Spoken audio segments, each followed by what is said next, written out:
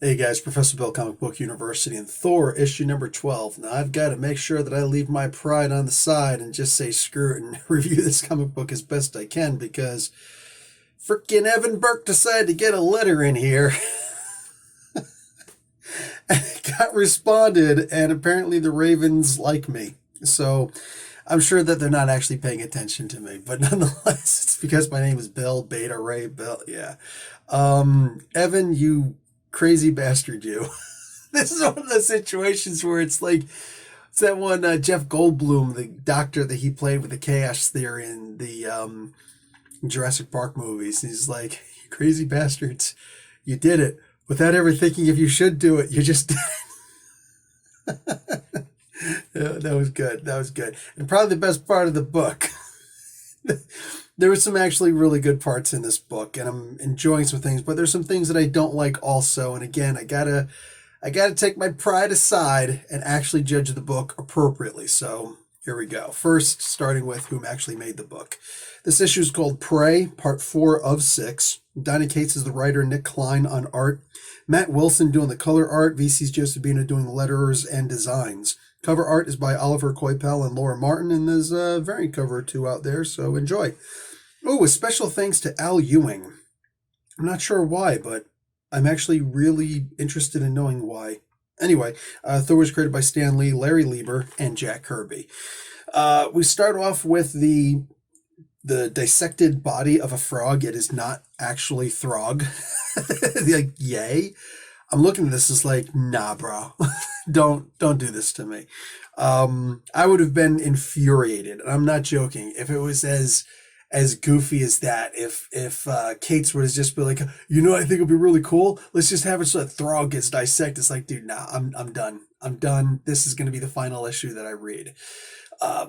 With Throg essentially being Walter Simonson, you can't like you have to treat the character with respect. And what's cool is that the character actually is treated with respect. On top of that, I know that Donnie says that some of his characters are his favorite characters, but realistically, I think Lockjaw is actually one of his favorite characters when push comes to shove. You know, he treats the character with a lot of reverence. He makes the character stronger than he actually is, which I guess technically puts it in canon that he's stronger than he actually is.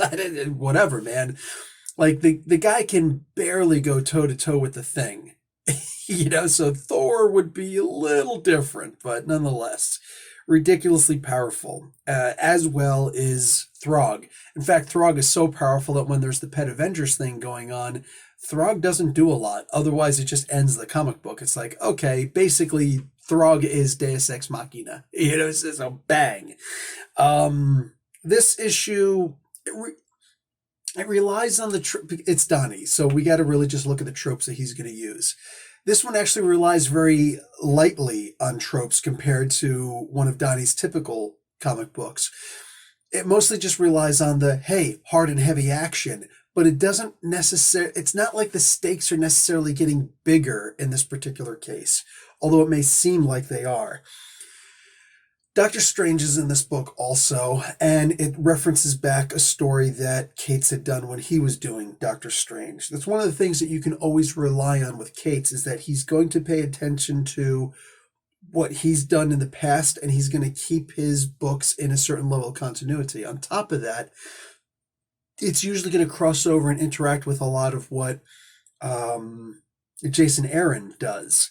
And you can see that here because Jane Foster is a huge deal. Jane Foster actually talks trash to Odin, which, yeah, that's cute and all. You know that Odin could just erase you, right?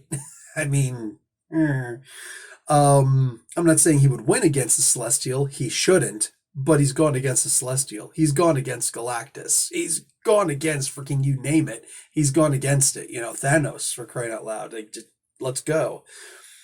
And I just don't see Jane being able to do that. But then again, you never know. A lot of times people are writing Jane as this unbelievable, freaking unstoppable monster, which seems a lot the way that she's going to be written in this.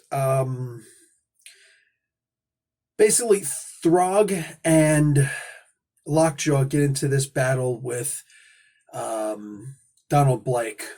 the term kill is used twice. I liked the first time. The second time was like it went downhill so much when the second term was used. When the second time that was used, it was just like, no, don't do that. Um, but the battle itself was actually really cool. It was really fun, and it gave that respect that Throg is deserved. There was a lot of really good stuff that happened in this comic book, not the least of which being this battle. Afterwards, though, it's the attention to detail that kind of it bugs me. I'm gonna show you something here. A little bit of a spoiler, but Donald Blake starts chopping down at the World Tree. I don't know that it's actually destroyed because that would be a whole different adventure, and that should be like event level stuff, you know. But when it starts falling, some of the sap starts falling on Thor in that realm that he's in. I get it, it's comics and stuff like that, but you know, if you ever wake up unconscious underwater, doesn't happen to a lot of people, right? But this is something that, you know, you're taught in scuba, you're taught in, you know, military training when you know, you're learning that, whatever the stuff. If you ever pass out in the water or you just can't find your way, whatever, you usually don't have enough time to just let yourself float to the top, and you might actually be carrying too much weight. You have to pay attention to the bubbles. When you see the bubbles, follow the direction that the bubbles are going up. That's the direction you need to push with all your might to get that gulp of air that's going to keep you alive. In a similar vein, if you see the if you see the seepage of the sap of the World Tree, you should be able to suddenly see a direction. It should be like getting a compass that points north. You should be able to read a map. Hopefully, enough of us should be able to read a map or at least a compass so we can actually find our way home. I know it's a skill that's lost in this world of GPS, but this is Thor, for crying out loud. You know what I'm saying?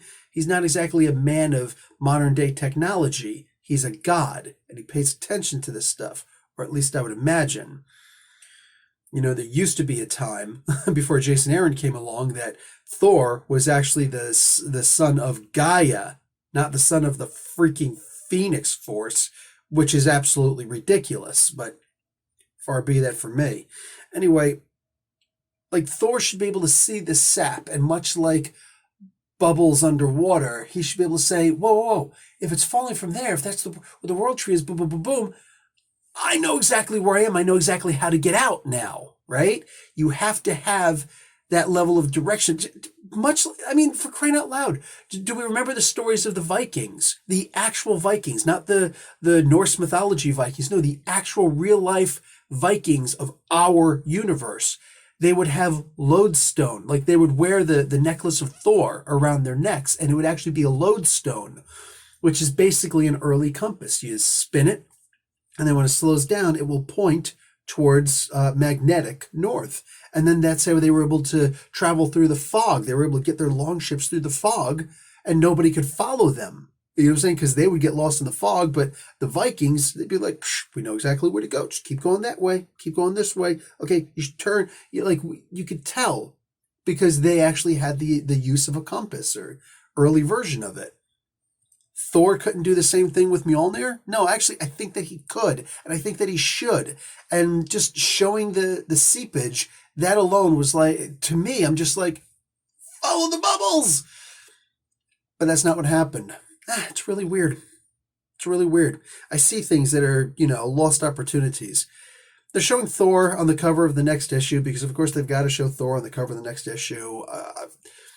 I'm hoping it's not just going to be a last moment thing, because I have a feeling it's just going to be Jane Foster and Odin versus Donald Blake, and Thor's going to have to try and fix things or not. I don't know. I honestly don't know. They're weird comic books. I enjoyed a lot of what was happening here. The main thing was actually the battle between Throg and Donald Blake with Lockjaw jumping in. That was the part that I was mostly focused on. That's the part that I was loving in this story. It's the other stuff that I'm kind of lost on. It's the other stuff that I see and I'm like, I don't know that I don't have a good feeling about this working, and I'm a reviewer who's been reviewing for a while. I don't choose to take the luxury of just sitting back and going, well, it's a comic book. You're supposed to have fun. It's supposed to be enjoyable. Okay, but what if it isn't?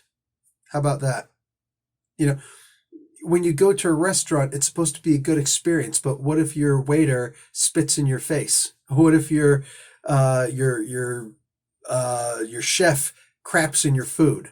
You get what I'm saying? And it doesn't have to be to that extreme. It could be the pleasant experience to that extreme or anywhere in between. At the end of the day, the things that we do, we want them to be good, but we could just enjoy the nonsense that we're given, or we could actually recognize when some things don't actually work for us. It's like, that's just the way it is.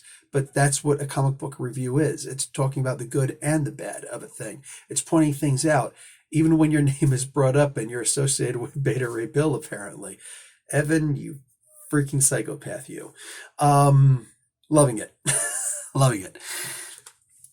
There was a lot of good in this comic book, and I choose to focus on that because it was enjoyable. As far as everything else in the book, I'm hoping that it starts to get reined in. I don't have a good feeling about it because it is Kate's, and Kate's only really has one speed. Full speed ahead! It's like, dude, please slow down, because nobody can go at that pace forever. And there's another military reference right there.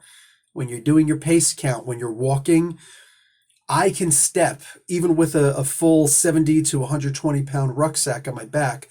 My pace count, when I was younger at least, was that I could, every 2 steps that I took was a full meter easily, a full meter. So I could just, every time that my left foot hit the ground, 1, 2, 3, 4, 5, I would know exactly what my pace count is. By that, there was no math to be done. Everybody else who was a lot shorter or who couldn't stretch out their legs that far, under heavy burden or otherwise, they would have to actually adjust their pace count and say, oh, I just walked, 1,098 steps. So that's a full 1 kilometer. That's 1 click. Okay, cool. You have to know your pace count. You have to know what you can do, whether burdened or unburdened, tired or not tired, or full on exhausted, walking through the swamp, walking on a sidewalk. You have to know what your pace count is in order to understand how far you traveled. So a lot of directional stuff, right? There is no battle. There is no war if you're not there. So yeah. Paying attention to how fast you can go and for how long you can go, I think that's important. Donnie really needs to rein in his pace. Nobody can go at this pace. We used to think that Bendis could. Look what happened to Brian Michael Bendis. The man used to be one of the absolute hands down best. Anybody who says no, I don't think you were reading comic books at that time. Anything that Bendis put his hands on was just, holy crap, this is amazing. And I will never forget that time period when Bendis would show up and it'd be like, oh, it's about to get good now, And this is the future that I see for Donny Cates, where he shows up and it's like, yeah, you remember when Donny Cates used to be good? Because I do, and I will never forget that time either. That's my opinion, is that Cates needs to slow down. If he could do that, if he could just breathe, then I feel that his comic books will just be so much and infinitely better. That's really all I got, guys. I'll talk to y'all later. Like the video, watch an ad. And if you actually want to know what happened in the comic book, like in the letters section, buy the comic book because... All right, guys. Professor Bill, Comic Book University. Class dismissed.